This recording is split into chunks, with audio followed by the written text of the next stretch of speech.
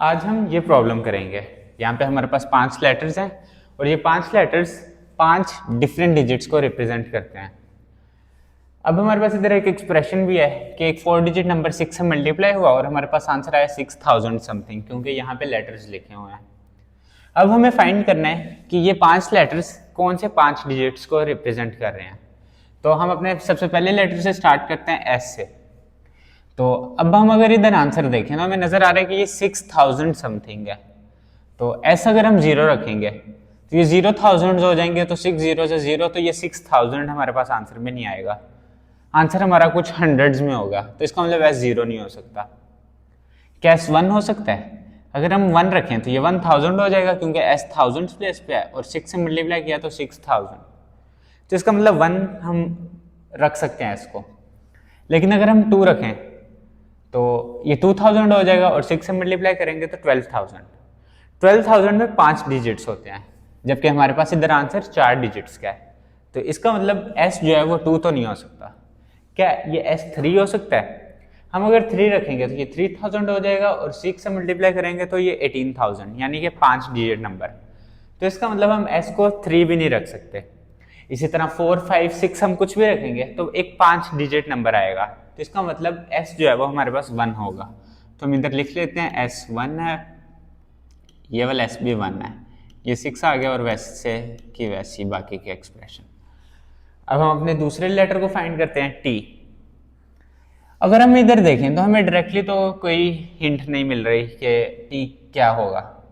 तो चले हैं हम इसे मल्टीप्लिकेशन एल्गोरिदम की तरह लिख लेते हैं कि हमने पहले एस टी ई एम लिख लिया, फिर 6 से अब मल्टीप्लाई हो रहा है तो 6 मल्टीप्लाई, इधर हम अपने आंसर्स लिखेंगे जो आएंगे और फिर हमने प्लस करना होता है मल्टीप्लिकेशन एल्गोरिदम में और फिर आंसर आ जाता है हमारे पास 6 RST। अब हमने S1 निकाल लिया तो हम इधर S अपना बदल लेते हैं, S को हम 1 लिख लेते हैं और इधर भी S1 लिख लेंगे। तो ये हमारे पास आ जाएगा 1 और ये भी आ जाएगा 1। अब हमें T फाइंड करना है। इधर 6000 था क्योंकि हमने 6 को 1000 से मल्टीप्लाई किया था, तो T अब हमें चाहिए। इधर भी एक T है, इधर भी एक T है। क्या ये T 0 हो सकता है? अगर 0 रखें तो 6 0 0 और इधर भी 0, तो T 0 तो हो सकता है। क्या ये T 1 हो सकता है? 1 ये 100 प्लेस पे T, तो 6 टाइम्स 100 तो 600 हो जाएगा और इधर R है तो ये 600 प्लस करेंगे तो ये तो ठीक है। लेकिन T1 नहीं हो सकता क्योंकि हमें याद आ गया कि यहाँ पे ये जो है ना, ये डिफरेंट डिजिट्स हम यूज कर रहे हैं। तो इसका मतलब ये 500 लेटर्स डिफरेंट डिजिट्स को रिप्रेजेंट कर रहे हैं। तो T अगर 1 हो जाएगा तो S1 नहीं हो सकता, लेकिन हमारे पास S1 है, हमने अभी भी देखा, तो इसका मतलब ये T1 नहीं हो सकता। क्या T2 हो सकता है? अगर हम इधर 2 रखें तो ये 200 हो जाएगा, तो 6 टाइम्स 200 इज 1200। तो जब हम इधर 1200 प्लस करेंगे यानी कि वो 1000 होगा और इधर 1 जब प्लस कर देंगे तो ये 7 हो जाएगा। तो इसका मतलब ये T जो है 2 भी नहीं हो सकता क्योंकि वो सम थाउजेंड हो जाएंगे। इसी तरह T3 हो सकता है, T3 भी नहीं हो सकता क्योंकि वो 1800 हो जाएगा, 1 फिर इधर प्लस होगा 7 आ जाएगा और इधर हमारे पास 6 है तो ये सही नहीं होगा। इसी तरह अगर हम 4 5 6 7 कुछ भी रखें तो जब 6 से मल्टीप्लाई होगा तो एंड पे हमारे पास वो थाउजेंड्स में यानी कि 4 डिजिट नंबर आएगा, तो हम इधर प्लस करेंगे तो वो 6 से बड़ा हो जाएगा। तो इसका मतलब T हमारे पास 0 होगा, तो 6 टाइम्स 0 0 हो जाएगा। तो अब हम इधर अपने T's को भी बदल लेते हैं, ये भी 0 है और यहाँ पे भी ये 0 है, तो अब ये आ जाएगा 0 0 और इधर भी हम लिख लेते हैं 0 और ये आ गया 0। अब हमें फाइंड करना है E जो है वो 10th प्लेस पे है, तो इसका मतलब अगर हम 6 को मल्टीप्लाई करें E और फिर आगे एक 0 होगा क्योंकि 10th प्लेस पे है, तो ये समथिंग हो जाएगा 10th की फॉर्म में। तो पहला डिजिट 0 हो जाएगा, 6 0 और E है तो इधर यहाँ तो एक डिजिट होगा, ये 2 डिजिट पॉसिबल है। अभी हमें E की कोई डायरेक्ट हिंट नहीं मिल रही, इसलिए हमने इसे इस तरह से लिख दिया 0 और इधर कोई 2 नंबर आ जाएंगे। हम सब पहले अपने आखिरी डिजिट को देख लेते हैं, M को। इधर M क्या हो सकता है?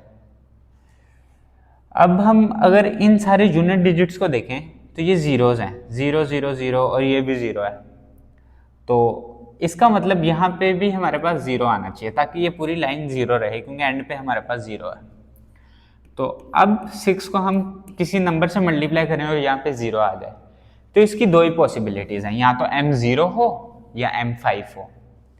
m0 तो नहीं हो सकता, फिर से वही बात, डिफरेंट डिजिट्स, तो इसका मतलब m0 नहीं हो सकता क्योंकि हमारे पास t पहले से ही 0 है, तो m जो है वो 5 होगा। तो 6 को 5 से मल्टीप्लाई किया तो यहाँ पे हमारे पास 30 आ गया।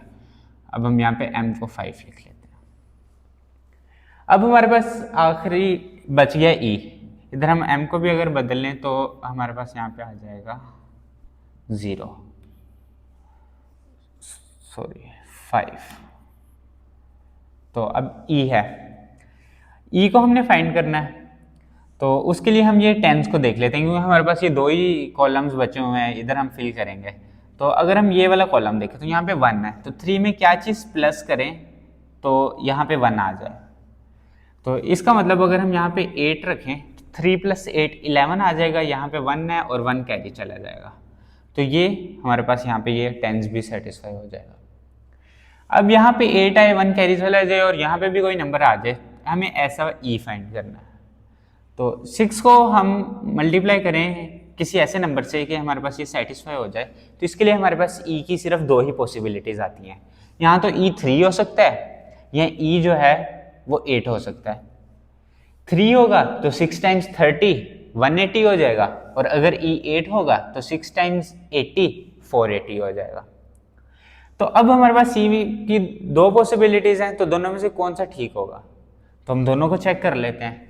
तो हम इधर लिख लेते हैं 1 0, पहले 3 वाला देख लेते हैं, 3 5, 6 से मल्टीप्लाई हुआ तो 6 5 ज़ा 30, 6 3 ज़ा 180, और 0 वैसे ही है, 6 0 ज़ा 0, जीरोस को हम लिखते नहीं है, और 6 1000 है तो यहाँ पे ये 6000 आ जाएगा।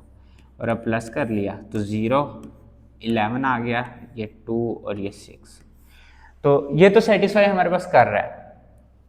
तो लेकिन हम अपनी दूसरी पॉसिबिलिटी भी चेक कर लेते हैं कि उससे क्या होता है हमारे पास, तो हम वो भी लिख लेते हैं 1 0।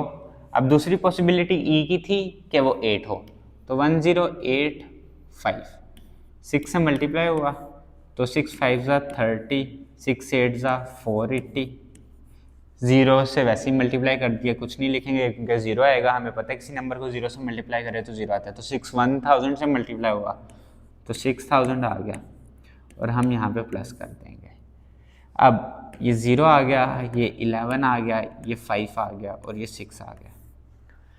अब हम इस सॉल्यूशन में देखें तो एक गलती है कि इधर हमारे पास r है और इधर हमारे पास ये 5 है, तो इसका मतलब r 5 होगा क्योंकि ये हमारे पास दोनों सेम चीज़ रिप्रेजेंट कर रही हैं, तो इसका मतलब r 5 होगा। लेकिन ये गलत है क्योंकि हमें पता है कि ये पांचों लेटर्स डिफरेंट डिजिट्स को रिप्रेजेंट कर रहे हैं और हमारे पास m पहले से ही 5 है, तो इसका मतलब हमारा ये वाला सोल्यूशन जो है वो गलत हो जाएगा और ये वाला सोल्यूशन हमारा ठीक है।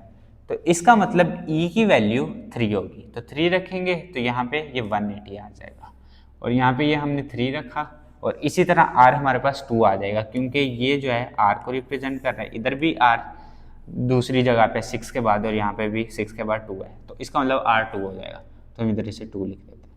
तो इस तरह से हमने ये अपनी प्रॉब्लम सॉल्व कर ली कि हम 1035 को 6 से मल्टीप्लाई करें तो 6210 आता है, और वो इधर ये 5 लेटर्स जो हैं 5 डिफरेंट डिजिट्स को भी रिप्रेजेंट कर रहे हैं।